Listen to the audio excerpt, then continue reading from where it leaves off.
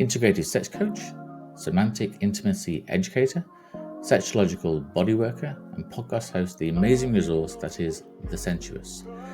Today, as part of our special series on the influence of porn on society and sexuality, I am really thrilled to be joined by Nadine Hamilton, joining us today from beautiful Bali.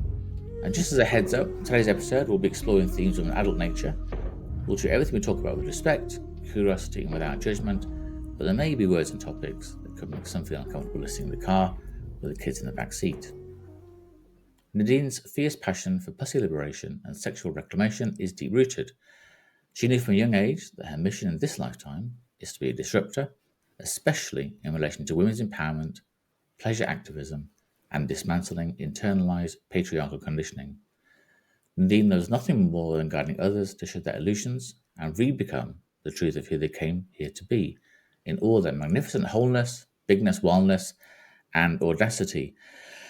So after that introduction, where to start? I think the most obvious place to start really is to ask you to take a step back, Nadine, and tell us a little bit about the person you were growing up and what helped create the person that's joining us here today.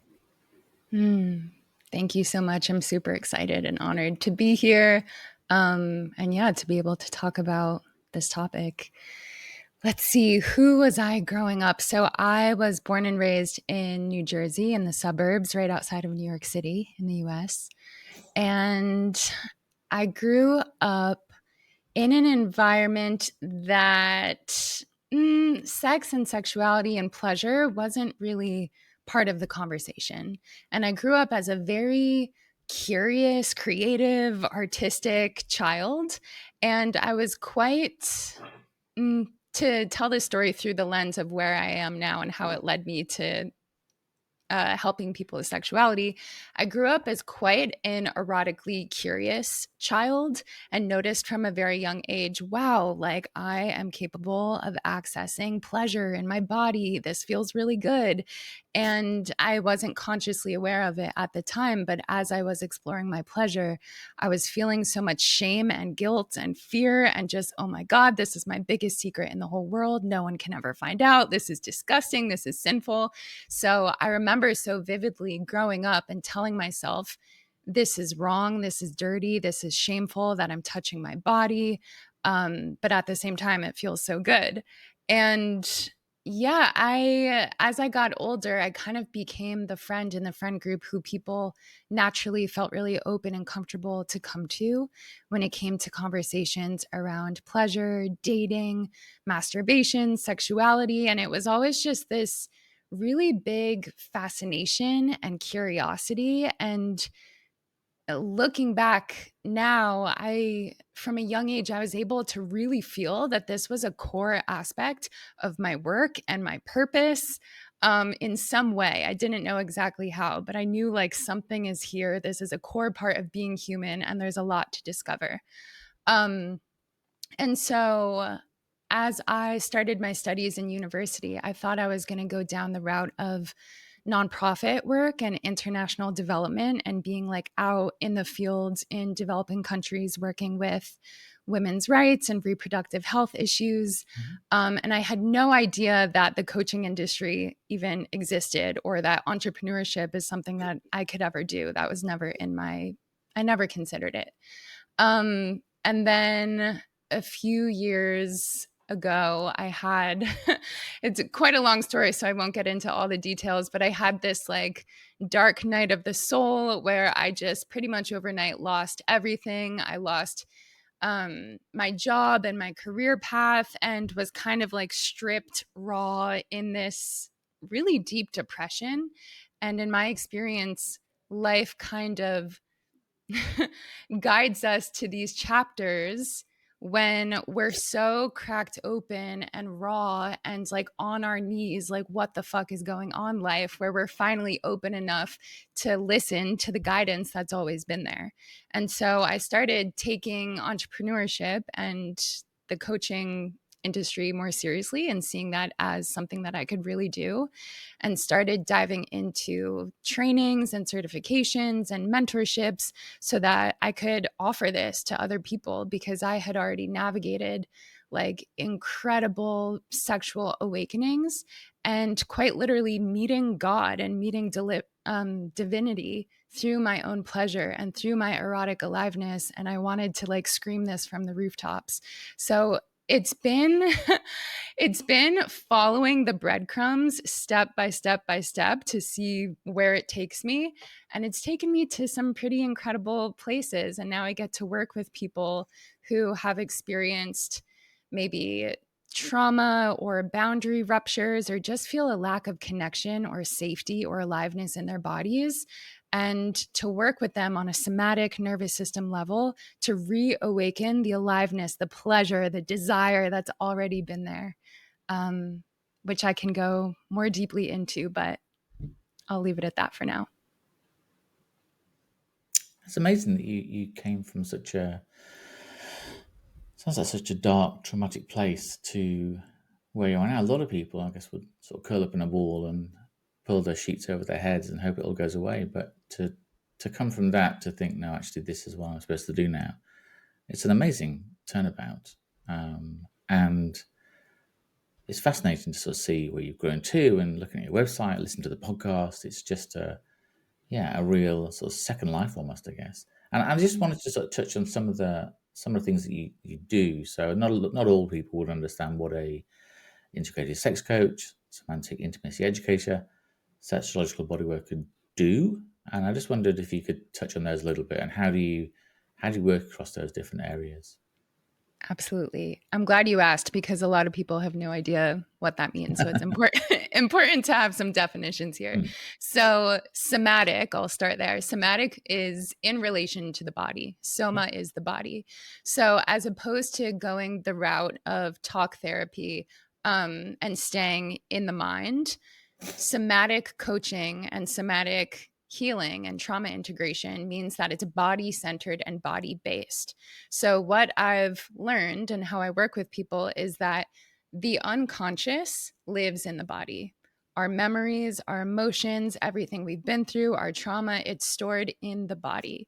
So if we're only staying on the most superficial level of the mind and we're just talking about our past and our traumas and our stories, like you can go through 10, 15, 20 years of therapy and not, this is a generalization, but a lot of people feel like they haven't made much progress if the body isn't centered.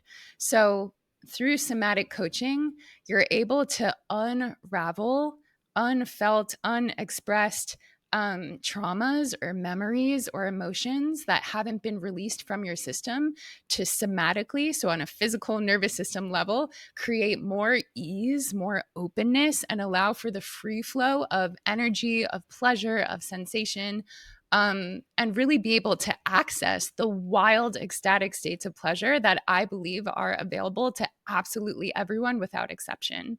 So when I work with people, it's for a lot of people who haven't experienced somatic modalities before, it can kind of be a mind fuck because we're so taught to stay in the mind and think our way through it and create a story and meaning out of everything.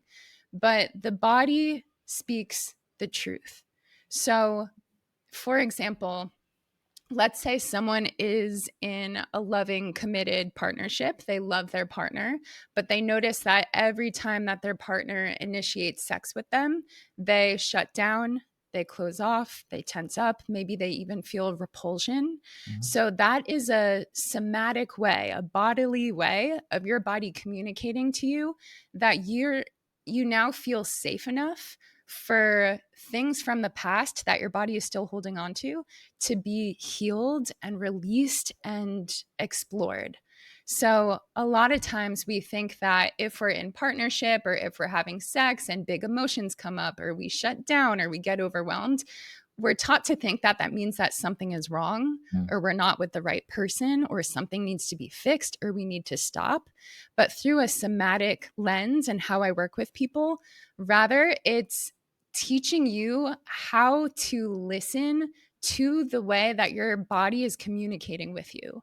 So that shutdown might not mean that anything is wrong. It might be a cry for help, and it might be your body's way of expressing a boundary that in the past you were unable to express for yourself. So, yeah, somatic coaching is guiding people basically to give a voice to their body and to relate to their body as the ally that it's always meant to be, even if right now that doesn't feel accessible to people. And with sexological bodywork, it's a beautiful modality that is basically somatic sex education. And it's exploring different embodiment practices. So, working with breath, sound, movement, touch, and where you're placing your awareness in order to access more sensation, more pleasure, and more sexual aliveness in your body. What is it like for you when people come to you and they obviously come to you because they think they have a problem, if that's the right word, or something's wrong, or they're uncomfortable, or they want to feel differently? How is it when people access that, when they recognize that what their body is and how their body works, whatever? Is it lots of tears, lots of happiness? What is the overwhelming sensation? Yeah. So the question is, what is it like for people when they access that Yeah, and what is pleasure? it like for you to be the person that opens up Mm. those channels, really? Beautiful question. So what is it like for me? I I wouldn't say that I'm necessarily the person who's opening the channels for them. Mhm. I like to think of it as like I'm guiding someone back to themselves over and over and over. And it's Yeah, quite common as humans to want to give our power away, to want to say, give me the answers, tell me what to do, what yeah, is my truth, what's right, what's wrong. And I part of my job is continuously like turning it back on you, giving your power back to yourself, and allowing people to come to those realizations to for themselves. And I would say it's so wildly radically different for every single person. Like every client that I've worked with, I've witnessed again and again that every single human being is truly an entire universe within themselves. So for a lot of people it's quite emotional. And I would say even just the experience of bringing your awareness into your body and allowing your body to have a real voice, maybe for the first time in your entire life. For a lot of people, they experience that as a before and an after. Like there was a before I yeah. allowed my body to have a voice, and there was an after. And it becomes the way that you live your life moment to moment. So instead of always seeking outside of ourselves for answers or for direction or someone else to tell us what we should want, what we should do, how we should show up as a sexual being, it's becoming more sensitized to the voice of your body and the truth of your soul. Does that answer your question? It does more than I expected. Mm.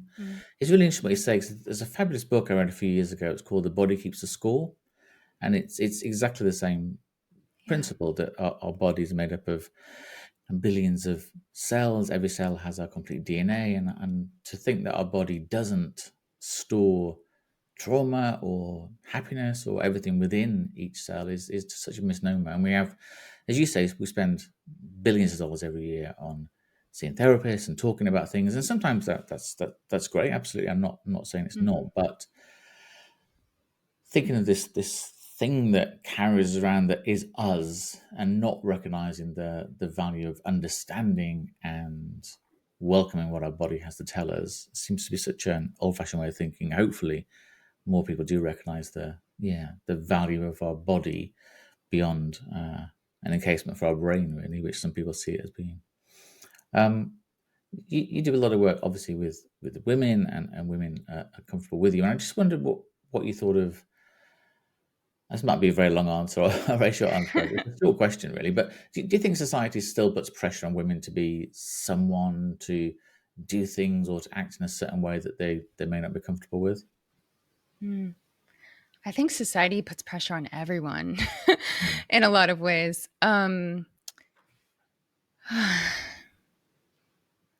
I notice a lot of people operating throughout their lives, but particularly within the realms of sexuality and intimacy, from a place of should and expectation. This is how I should moan. This is how I should move my body. This is how I should or should not desire sex.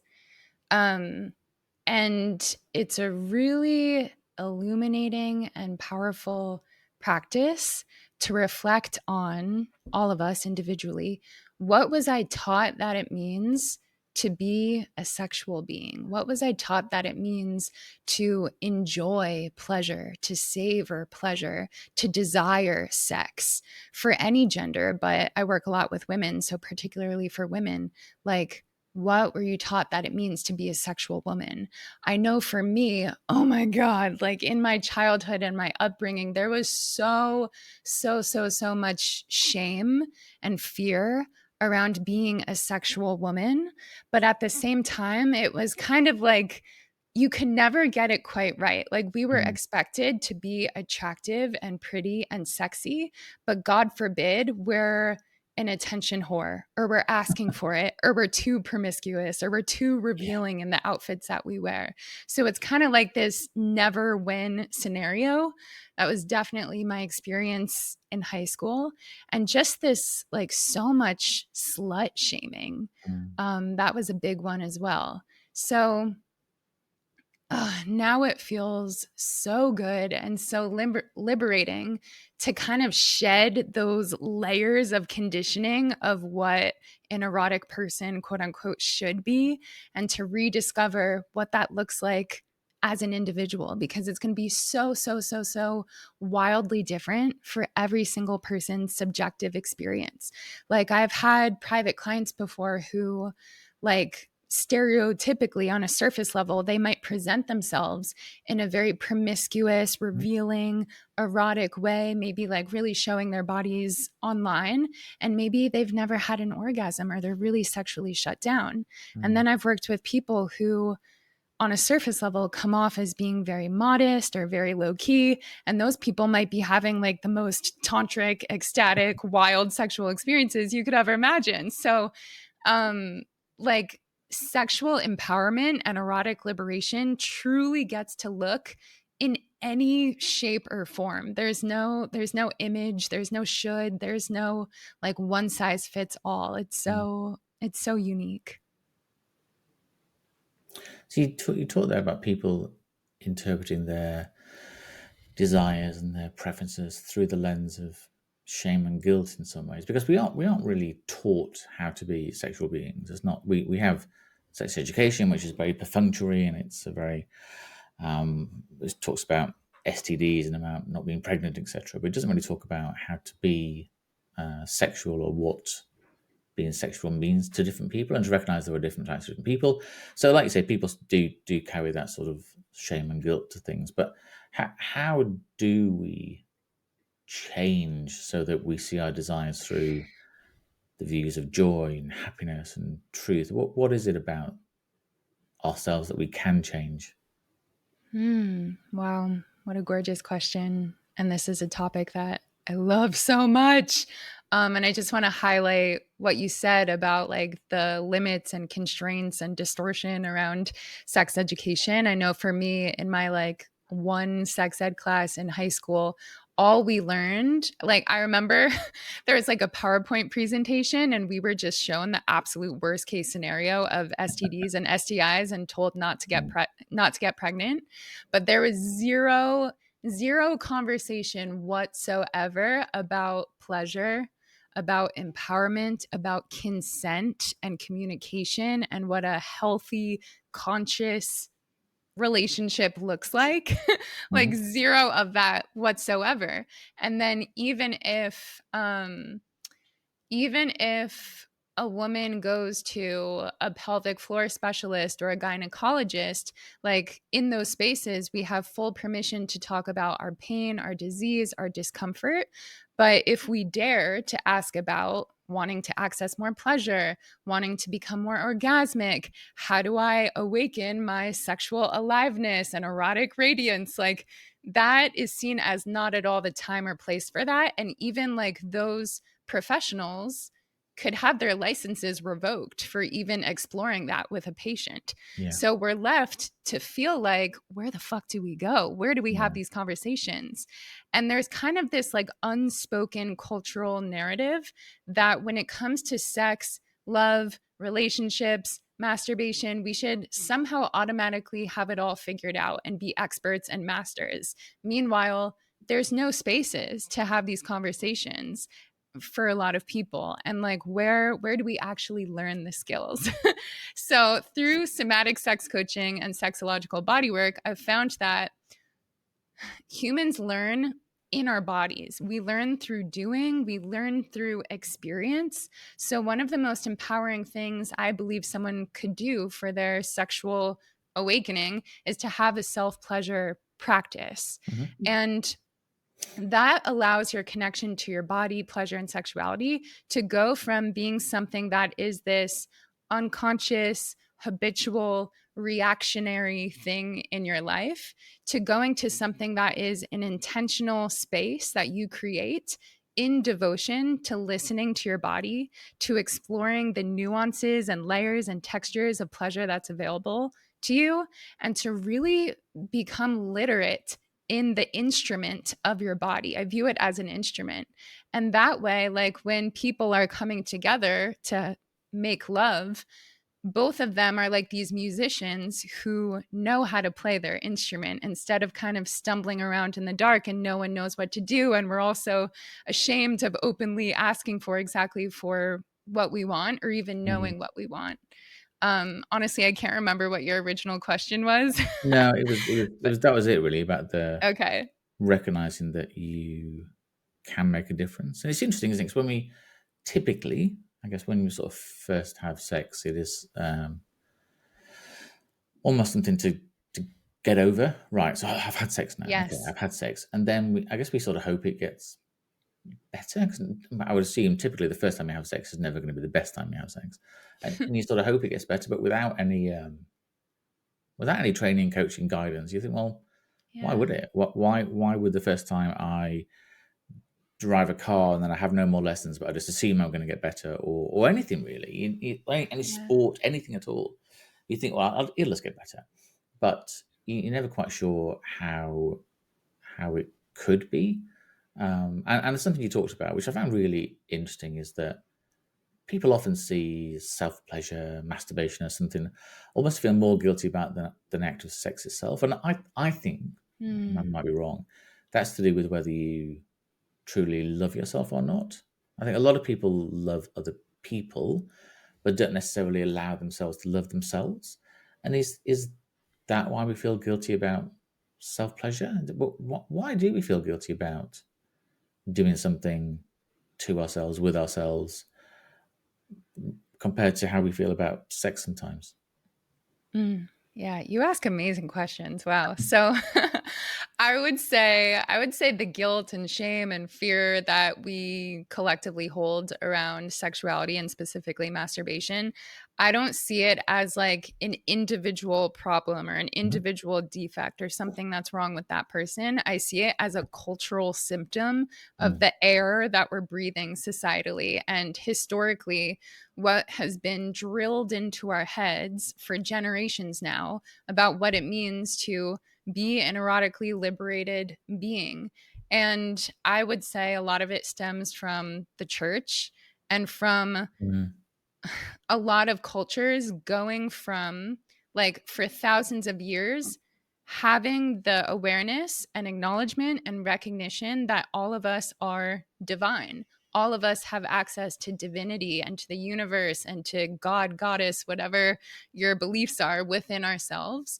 And we've been like, that was extracted, and we've been taught that in order to access divinity, we need a pure priest or we need something outside of ourselves in order to access states of oneness and bliss and love that I believe is our birthright.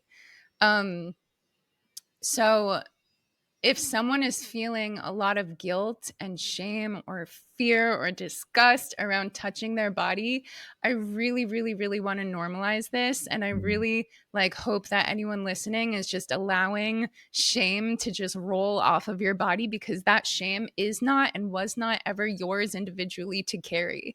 It really is not. Like I believe our true essence is one of eroticism, which isn't even innately sexual. Eroticism to me is connecting to the pulse of life. It's connecting to aliveness and pleasure and creativity and connection. And sometimes, yeah, that can be in a sexual context, or sometimes it's just the way that you live your life. So, yeah. And I'll also say every time that we are pleasuring ourselves, especially if it's happening repeatedly over and over, the state of your being as you're masturbating becomes what you're neurologically like wiring your brain to associate with masturbation, pleasure, and sexuality. So, for example, let's say someone for their whole life has been kind of rubbing it out really quick and like really goal oriented and destination focused and just wanting to have a climax as fast as possible. And maybe that originated from childhood when you were terrified of your parents walking in and catching you and you would be punished. So, somatically in your body, the more that you masturbate in that same way and the more you feel that sense of guilt and shame, the more like your brain is creating neural pathways that wire your experience of sexuality with that psychosomatic state of tensing and clenching and shame and guilt. So, a really like actionable, easy, doable practice that people can do is like as you're pleasuring yourself, consciously relax your body, deepen your breath, incorporate more movement, more fluidity, more sounding, and also like get clear on what do you now want to associate with pleasure and masturbation. So, for example, one of my clients recently was sharing that something that she's incorporated into her life is every time she pleasures herself, afterwards she turns on music and dances to at least one song. And over time, like the more that she does that, she notices that like her experience of joy and pleasure and bliss in sexuality isn't now dependent on needing to dance afterwards. Like it's just become a part of her experience of sexuality. So we really have the power to wire our brains to associate masturbation and sexuality with whatever we want. So, yeah, whatever helps people to access a sense of joy and safety, start to do that and incorporate that into your masturbation. And over time, you'll be amazed at the states of pleasure that you can access. That's fabulous. I hadn't really thought of that. I don't know why, about the fact that masturbation tends to be one of the first sexual acts that we carry out, and it is typically at home when we are terrified of our parents walking in. I mean, that would be the worst thing ever. Yeah. And I guess that then that sort of carries on. That you think, oh, I better get this, close the doors, make sure nobody's coming in. It's sort of dark and it's very, very quick, and it's yeah, like you say, it's goal oriented. It's right, I've achieved. That's it, done. Next, and then you get up and do the next thing, rather than thinking the act itself is the goal. Spending time with your body on your own in a relaxed state is something we should aspire to. No, I hadn't thought about that. That was really a compelling way of describing it.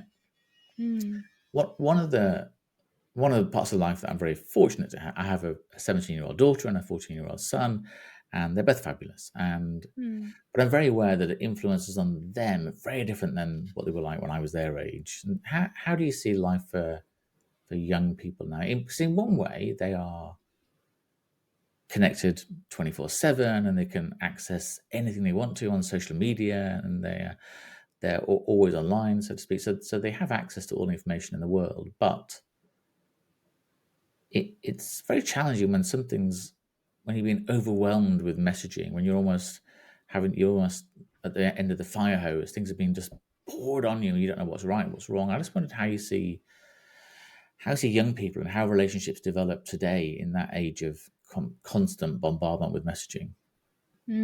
Yeah. So I myself am not yet a parent, and I've worked a lot with kids and teens in the past in a different capacity, Mhm. mostly in a teaching role actually. But currently I work with adults. But what I can imagine that youth are navigating, I would say is multi-layered. Like on one hand, having so much access to technology Mm. also gives them access to um maybe a sense of connection, or a sense of, wow, I'm not the only person in the world who's experiencing Mhm. this, or wow, this, maybe this is normal, other people are going through this as well. And on the other hand, I can imagine, and I know a lot of adults feel this way as well, um also a sense of isolation, paradoxically. Mm. Um, and feeling like, I feel like the more that we rely on phones, the less social skills we have. And a lot of people, like the extent of their relationships or friendships or connection with other people is only online or only on social media. And we're lacking that like face to face, eye to eye human physical interaction with people.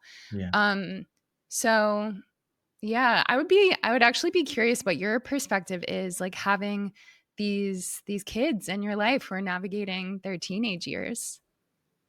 It's very interesting, and I think from because when I was growing up, there weren't smartphones, so we didn't have Right. that competition for our time or for our attention really. But I do think there is a huge value in being able to connect with people that are like you. If you're from a small town, a large town, a huge city, you sometimes think that you're the only person that has certain feelings or is interested in certain things, and it can be anything. It can be somebody that's interested in Roman archaeology. It can be somebody that's interested in exploring their sexuality, everything. So there's always somebody out there to sort of talk to about things, and it doesn't necessarily need to be people from a school, etc. But there is also that challenge that we face that it is quite isolating sometimes as a parent when your children are constantly on their phones and you think, they're not connecting with the people around them. How do we do that? And sometimes they'll have friends over and they're just all on their phones.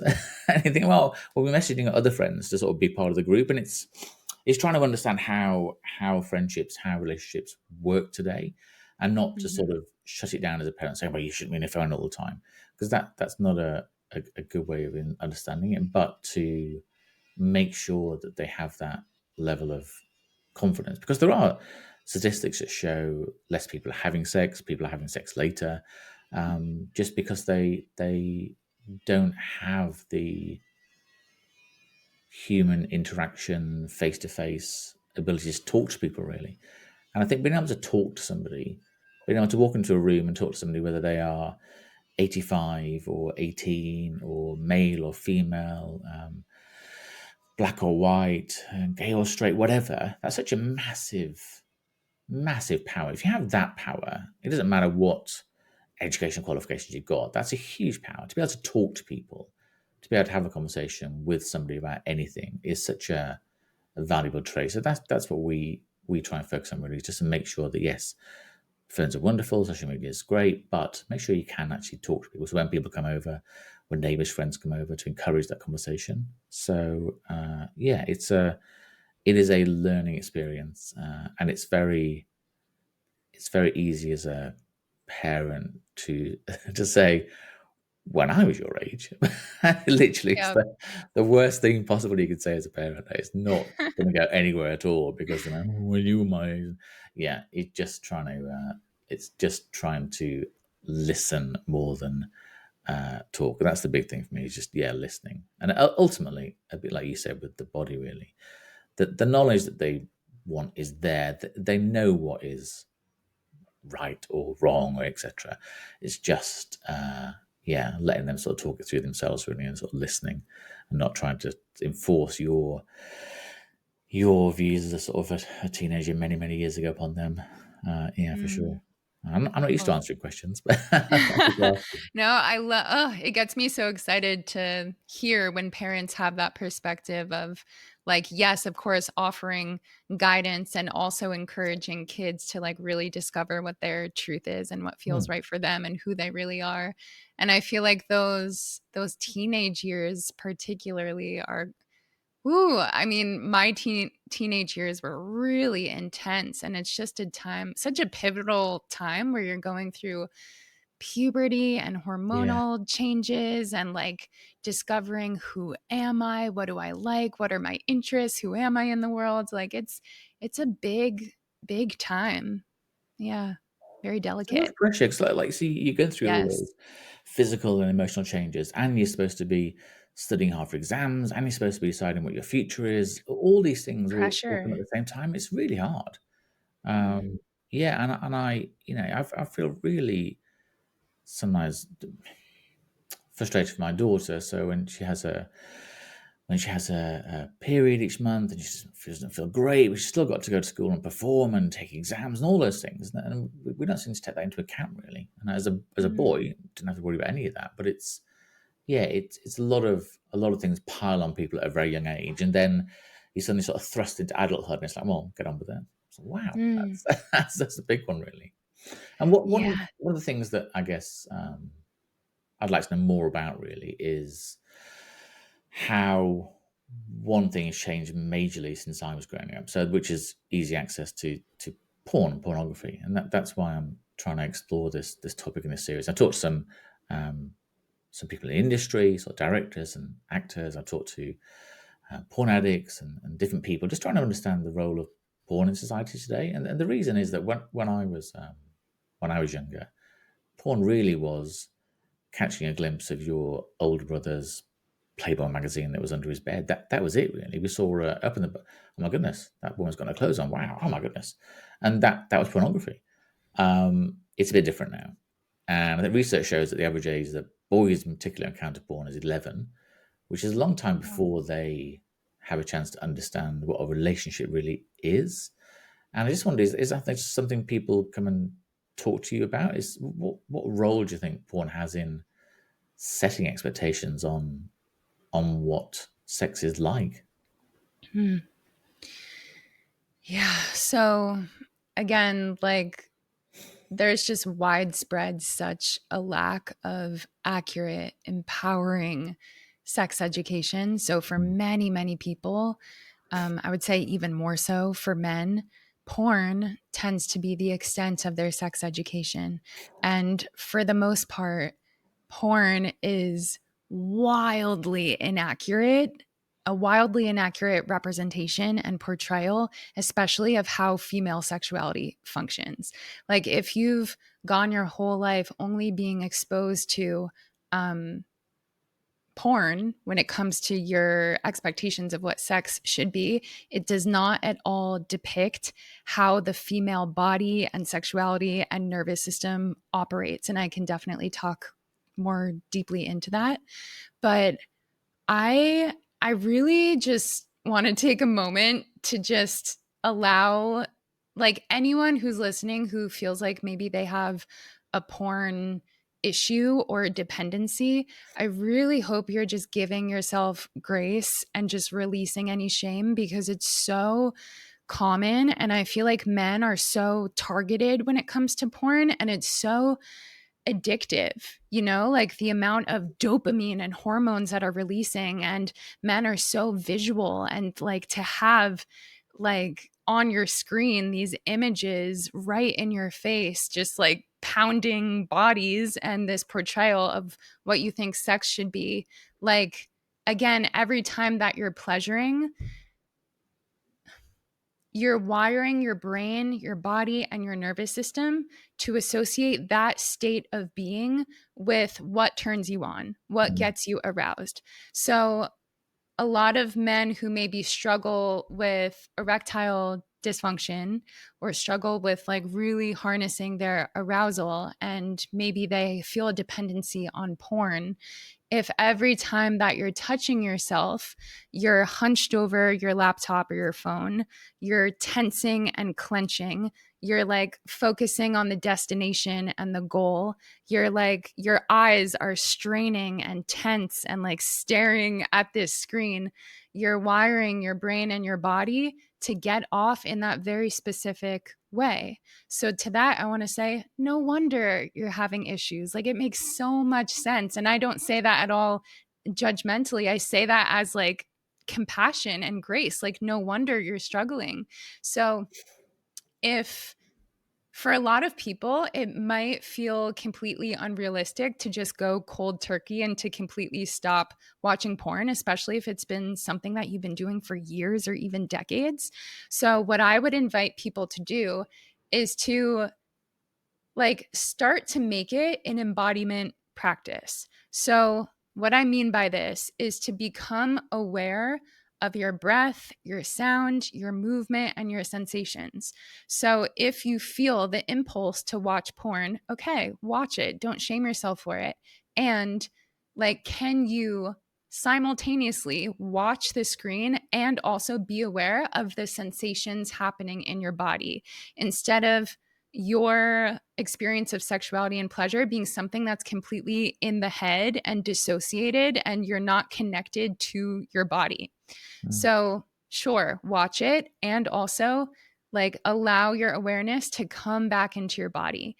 Consciously breathe deep, full breaths. Maybe incorporate like sounds and movement and expression. Let it be an embodied, full body moving experience instead of completely from the neck up and dissociating from your body. And then, yeah, sure, you're still watching porn, but at least you're training yourself over time to be in your body and to start to get off and experience arousal from your sensations and your pleasure rather than your arousal being dependent on needing to watch this screen, if that makes sense.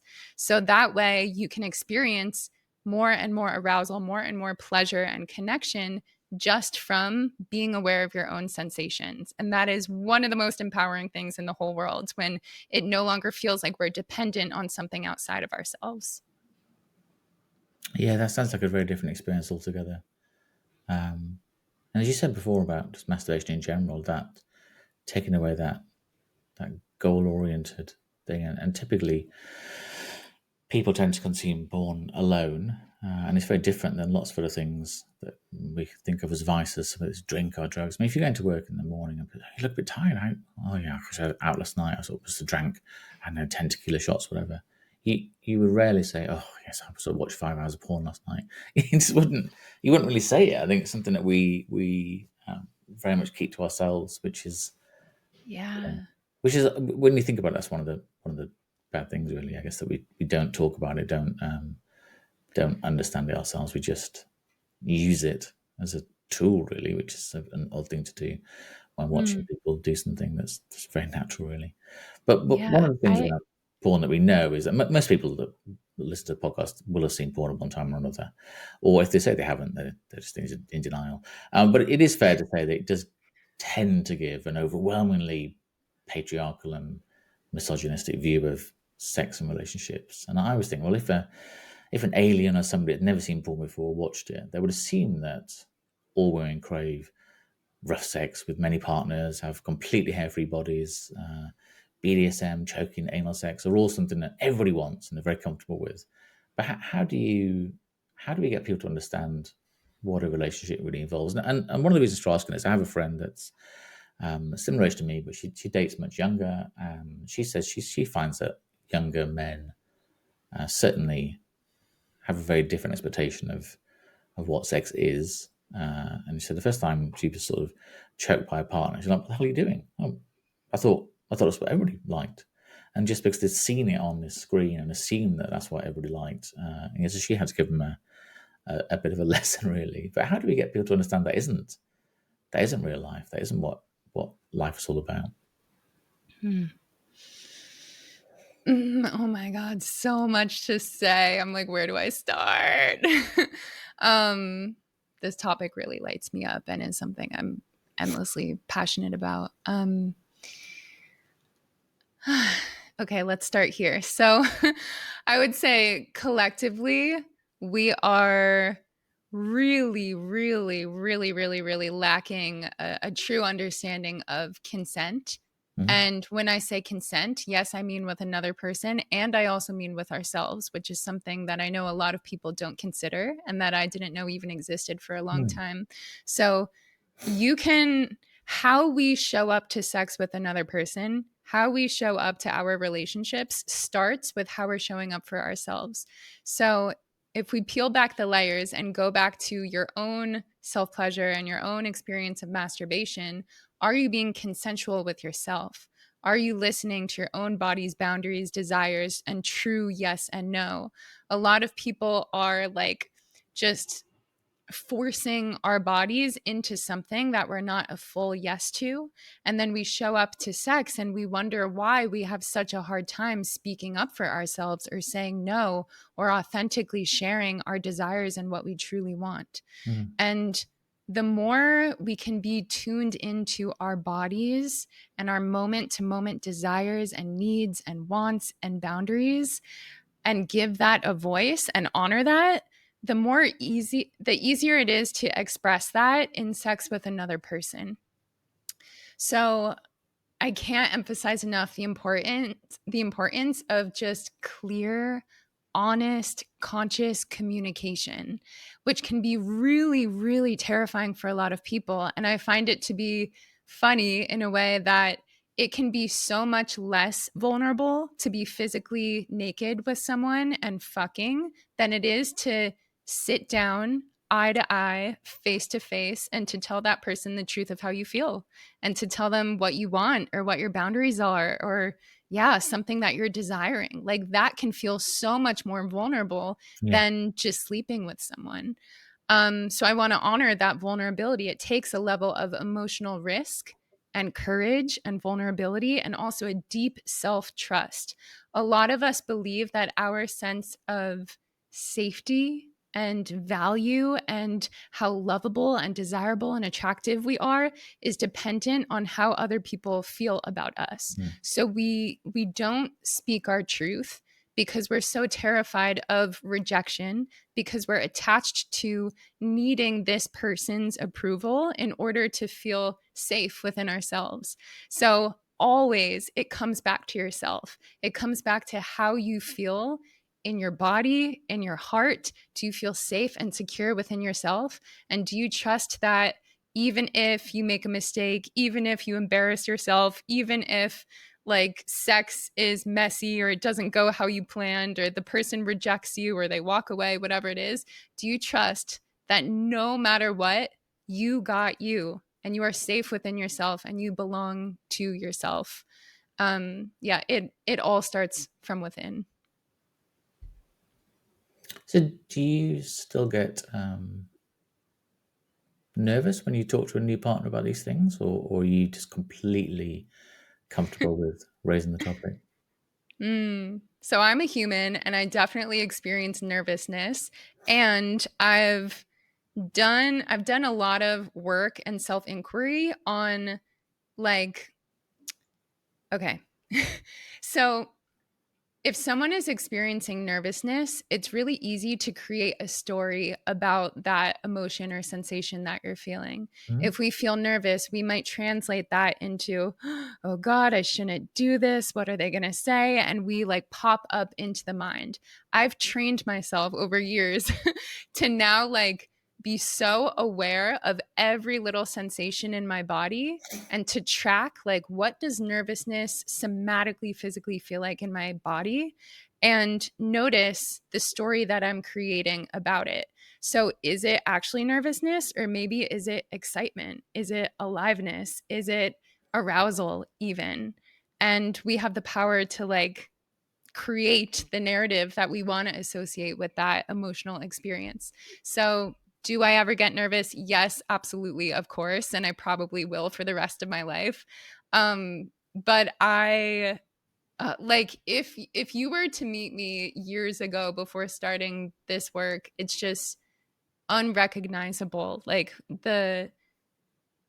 There's such a connection between our sexuality and our voice and our throat and self-expression. Mm. And I found that like the more sexual healing we do, the more our voice is freed up and we're able to express our authentic truth without being so attached to how it's going to be received by another person. Are we supposed to just know what we desire? Are we supposed to have the imagination and think, well, this is what I want? I just wondered how do we manifest our authentic sensual and sexual selves? Mm-hmm.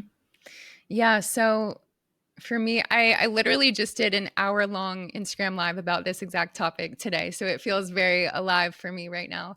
Um, I love talking about desire. And Mhm. again, like the invitation for me is to keep bringing it back to the body. And the more aware we are of our physical sensations, the more we're able to discern what our body is telling us. So it's going to be different for everyone, but notice as you're going about your day, if you want something, if you reach out for something, maybe it's even food, you desire a certain food, Mhm. what does that physically feel like in your body? Do you Mm. feel a sense of leaning in?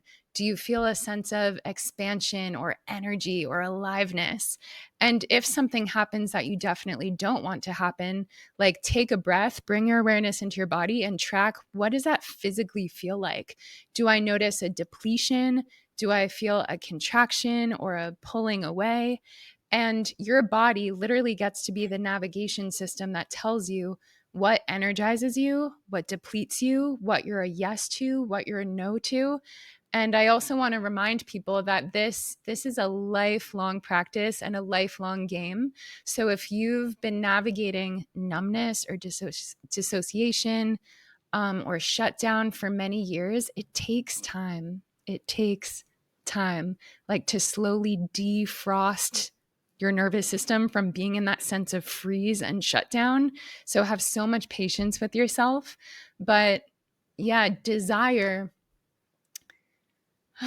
So I kind of have an esoteric lens of looking at desire, but I see it as an aspect of whatever someone's beliefs are. Maybe it's Mhm. the universe, aliveness, energy. It's something that was planted within you and it's wanting you to go in another direction. Like it's something that we're in relationship with. So I see desire kind of as a signpost that's leading us in a certain direction. But yeah, an easy practice that people can do is to just track throughout their day. What does desire feel like in my body? When I'm a yes to something, what are the physical sensations? When I'm a no to something, what does that feel like? And then it becomes easier to identify what a true yes and no is in real time in those moments when you really need it. It's fabulous, absolutely fabulous. This is really interesting when you said about the desire and recognizing how you're feeling in your body. So when I normally do these podcasts, I tend to sort of sit back in my chair. I found with talking to you, I'm sort of leaning forward more and more and more.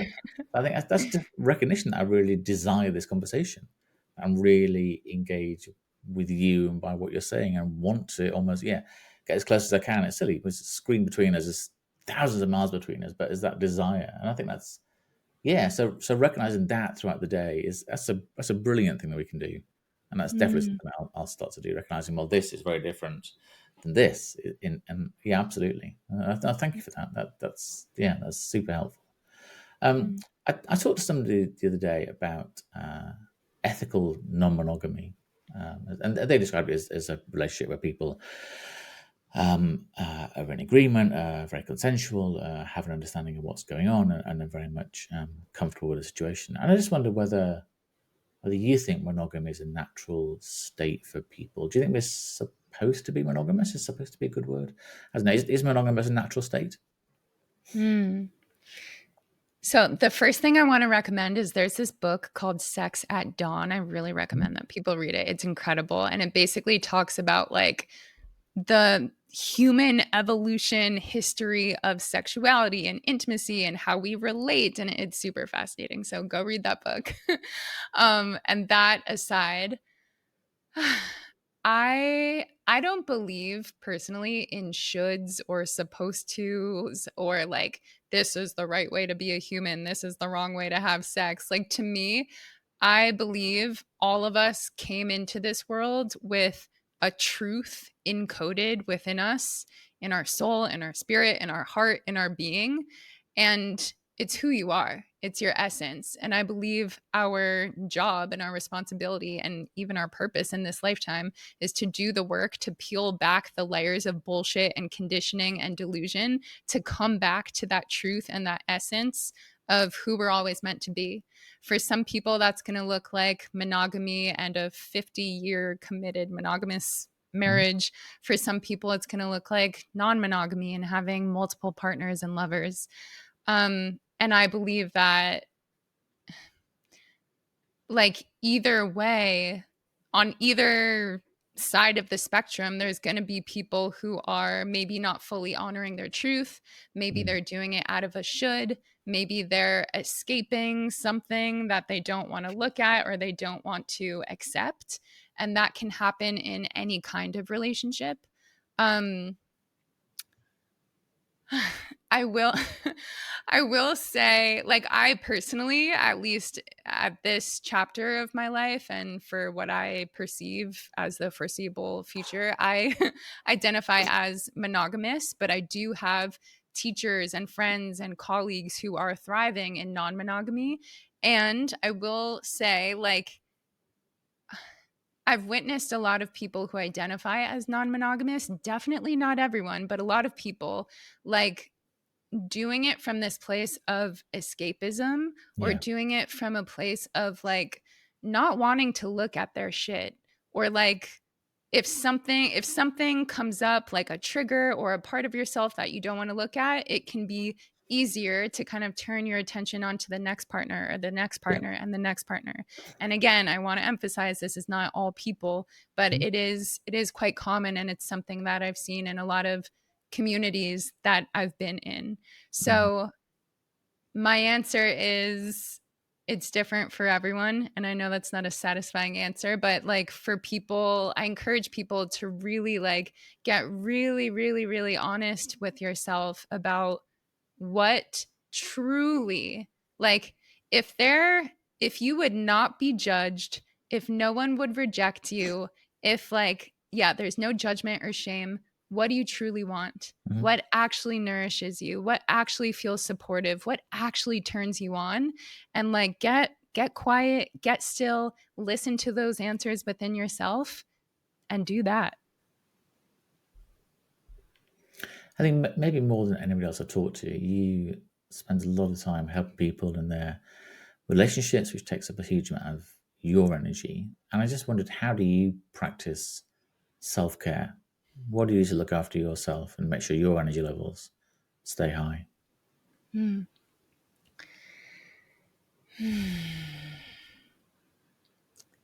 Embodiment, for sure. And I'm not someone who has a strict, rigid go-to like routine that I do every day. Mhm. I go through periods where I'll maybe devote myself to a specific ritual or practice or deep dive for a certain period of time, and then I'll move on and do something else.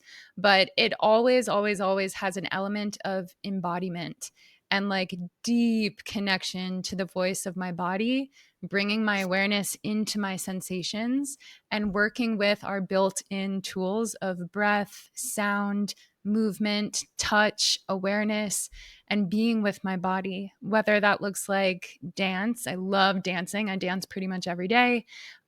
Singing, I wouldn't identify per se as a singer, but I love singing and it feels so good.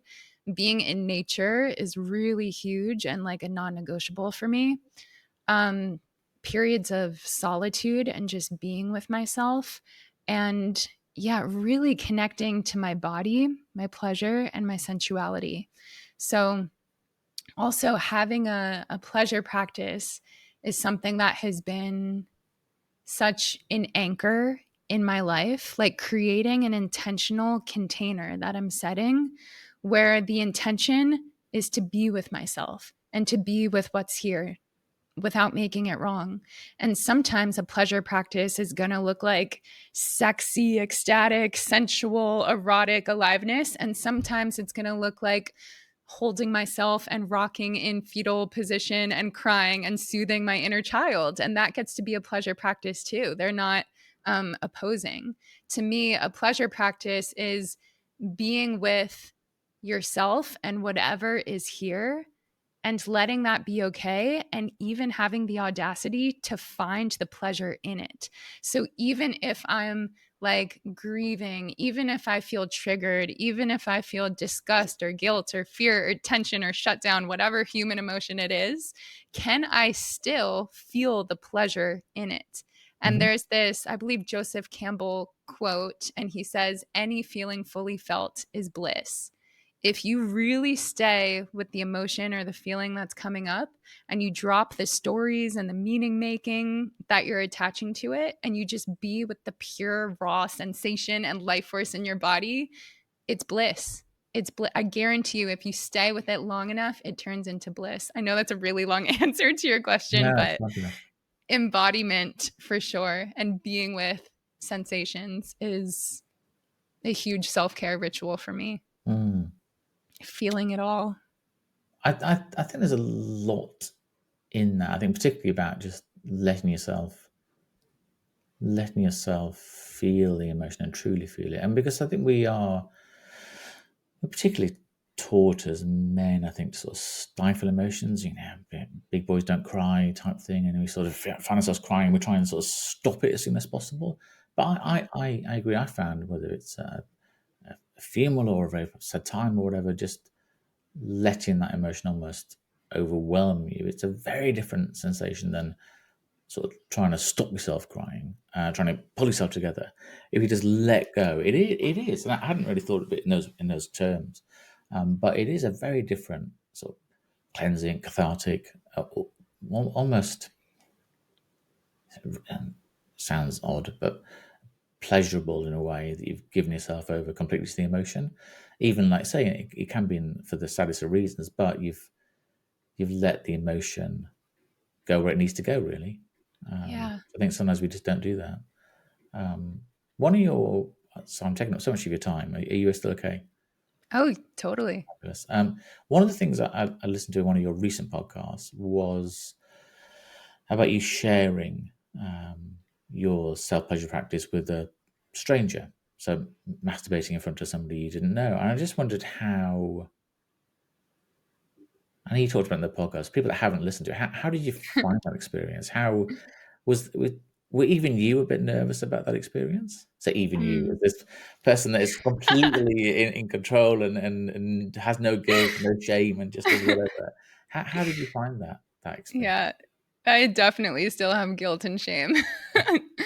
Yeah, so just to give listeners some context, so I have been in intensive study and training with the modality of sexological bodywork. And as one of the weekly assignments that we had to do, we had to ask someone to witness our own self pleasure practice.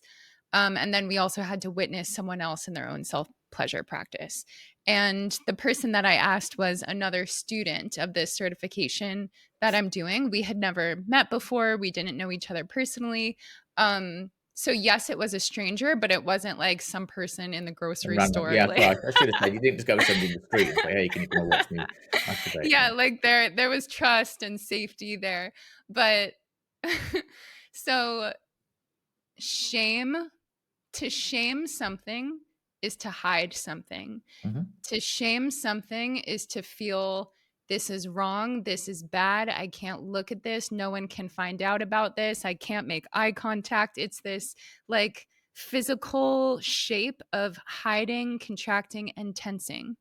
To unshame something, we need to see it. We need to radically lean in and have curiosity and relate to it as something that we care about and value enough to want to get to know it.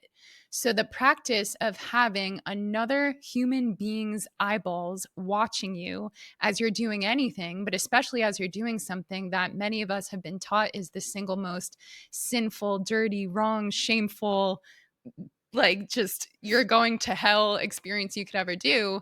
Like, I literally felt any remnants of shame evaporating from my body during that experience. And she wasn't even doing anything. She wasn't saying anything. She was literally just watching.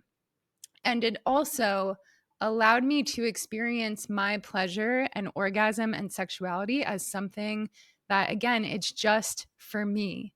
A lot of people, I'll say all genders, but maybe especially women, relate to their sexuality as something that is a transaction. It's a performance, it's Yeah. something that we put on and perform in order to obtain a sense of validation, a sense of being chosen, love, safety, resources, status. It's this transaction. And to be witnessed by someone as I'm self pleasuring, where I'm not doing it for her. I'm Mm. not doing it for her pleasure. I'm not doing it for her gratification or her enjoyment. I'm doing it for myself. And for her to witness me through a lens of just total love and presence and acceptance, like just through her eyes and her energy, it was so healing on levels that I didn't even know that I needed. And I've done many a times, I've led and facilitated and also participated in like self pleasure circles with Mhm. women where, again, you just feel the shame evaporating from your body. And I'm sure some people hearing this would be like, I could never do that. That's not for me. And it doesn't have to be for you. But something that could be more accessible for people is, as you're self pleasuring, maybe watch yourself in the mirror. Mhm. Look at your body, look into your eyes, like notice, ask yourself, through what lens am I seeing myself? Through what lens am I perceiving my body and my orgasm and my masturbation? So, yeah, it's incredibly powerful to be witnessed. And I would say it exponentially amplifies any experience that we're having when someone else is watching. So to do so when you're masturbating is just so incredibly unshaming. That's a wonderful practice. And did you just feel very sort of trusted when you watched her, that you were entering her space and you were being there for her? Did it feel similar to her watching you, or was that a different experience? Yeah, good question. So it was beautiful and it felt like such an honor to be able to peer into someone's experience Mm. who, like, we've been told this is so private, this is so taboo, this is something that we don't look at and we don't do, we don't talk about. So it felt like a true honor to be able to just witness her with loving presence, um, and to also be aware of my own lingering conditioning and stories and thoughts coming up from the past Mm. that tell me, oh, this is weird, this is creepy, I shouldn't be doing this, this is bad.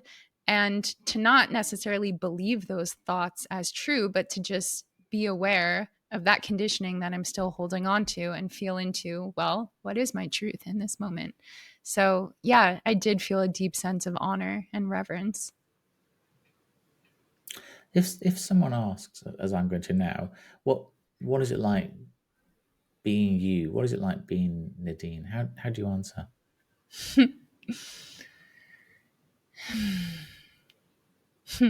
The first word that comes up is play.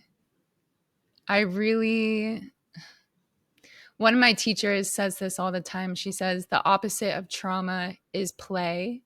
And the more healing work that I do, the more life genuinely feels like play.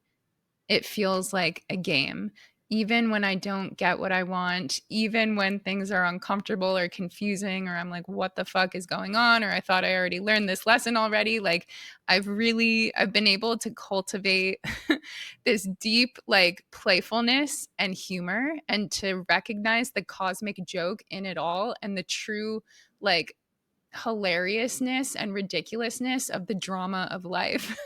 So I would say it consists of a lot of laughing and playfulness, a lot of deep, deep, deep emotions and sensitivity, um, and excitement. Like, just the fact that we are mysteriously in these weird human bodies on this floating rock, hurling through space around this ball of fire, and none of us know how we got here, or what's going on, or what's going to happen 2 seconds from now. Like, I just find it endlessly fascinating, the pure possibility of life and being a human. So, yeah, a lot of curiosity and deep feeling. So, do you know what's next for you? Do you know what your future holds? What's next for me? I'm really lit up by the work that I'm already doing. So I Mhm. want to continue through the lens of work. I want to continue deepening in this work, both with one on one clients, working with groups, doing like deep dive transformational retreats with people. And I was telling you before we started recording, on a personal level, Mm. I've been living mostly nomadically for 10 years now. And now I'm entering a period of my life where I can really sense this yearning for roots and long term community and really landing somewhere and making a home. So, yeah, what's next for me is laying down some roots and making that happen. Thank you so much. I think that's everything I've got for you. Just to anybody listening, I know we talked about a lot of different topics, and I just want to sort of thank Nadine for making me feel so comfortable in talking about. We don't know each other; we've never spoken before, and it just felt like a really comfortable, natural, non-embarrassing conversation. So, to anybody out there, talk about these things. Just talk about these things, and I'll put the links to Nadine's fabulous website. She gives away so much on her website, you'd be overwhelmed. And her podcast, there's lots of episodes to listen to, hopefully many more to come. Just a very instructive and enjoyable experience to listen. And Nadine's got a very welcoming, warm, sort of luxurious voice that sort of so it sort of envelops. So yeah, thank you for that. I just thank you for the time today. It was super valuable, and I certainly learned a lot. So thank you. Wow. Thank you, thank you, thank you so much. This was really fun and truly such a joy for me. And I honor you and the work that you're doing and the conversations that you're so courageously jumping into and sharing with the world. So thank you so much for having me.